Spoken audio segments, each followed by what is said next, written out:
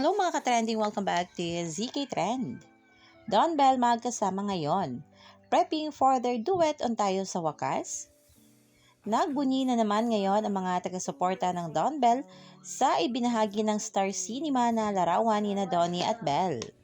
Marami kasi ang sobrang na-miss na sina Donnie at Bell dahil sobrang tahimik nga ng mga ito sa taping nila sa movie nilang Tayo sa Wakas.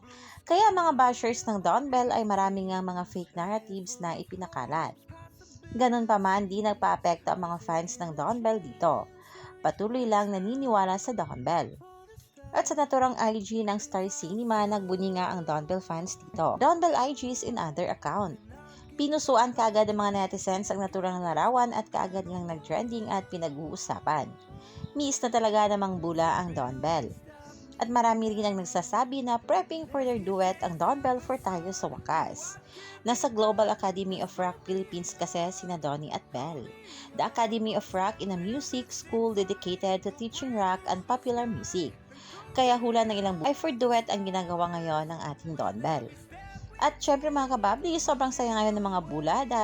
Kahit pilit pinaghiwalay ang dalawa at pagpapakalat ng fake news, ay still together pa rin ang ating Don Bell, stronger. Ayon nga dito sa ilang komento. World stop, are we getting Don Bell duet for Tayo sa Wakas? Dubbing daw pero one that if umaasa ka like me. Ito ang Don Bell magkasama na pilit pinaghiwalay na kayo kakabalita ng fake news pero ayan pa rin ang Don Bell still together. Don Bell IG stories from third-party providers. Hola, what's up people of the world?